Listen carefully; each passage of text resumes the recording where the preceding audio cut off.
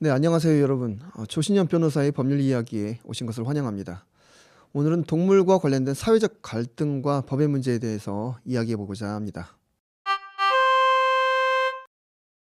최근 들어 우리 사회에서는 동물 복지에 대한 관심이 크게 높아지고 있습니다.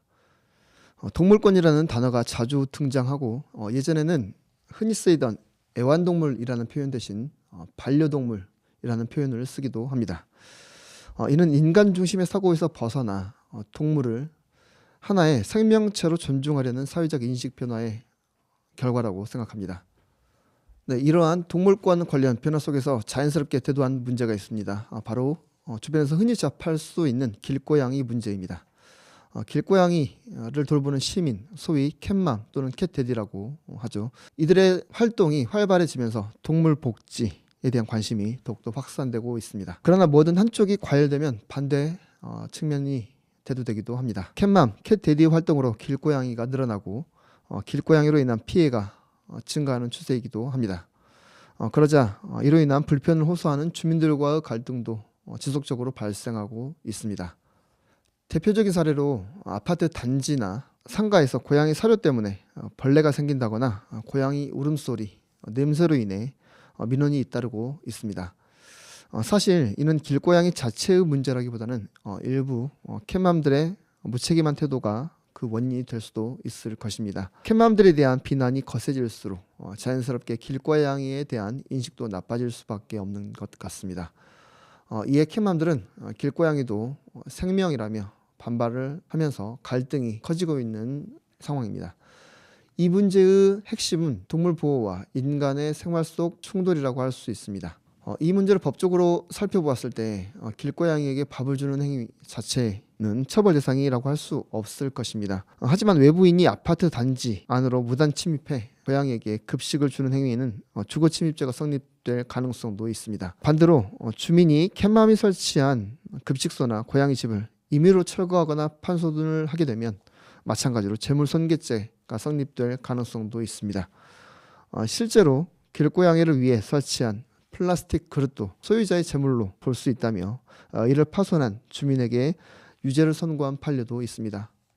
물론 이 판례를 일반화시키기는 어렵겠습니다만 참고가 될 만한 사례라고 생각을 합니다. 이처럼 길고양이를 둘러싼 문제는 법적으로 보았을 때 단순히 선이냐 악이냐의 문제가 아니라 동물과 인간의 권리의 범위를 어디까지 볼 것인가의 문제로 볼 수 있을 것입니다. 그렇다면 법적으로는 동물에 대해서 어떻게 규정하고 있을까요? 동물보호법에 대해서 한번 이야기해 보고자 합니다. 동물보호법 한 번씩은 들어보셨을 것 같습니다. 현행 동물보호법은 1991년도에 처음 제정된 이후 여러 차례 개정을 거치며 현재에 이르고 있습니다. 이 법의 목적은 단순히 동물을 학대로부터 보호하는 데 그치지 않습니다. 동물보호법 제1조는 동물의 생명과 안전을 보호하고 사람과 동물이 조화롭게 공존하는 사회를 구현하는 것을 목적으로 명시합니다. 즉 동물보호법은 인간의 불편을 최소화하면서 동물의 생존권을 보장하는 법입니다.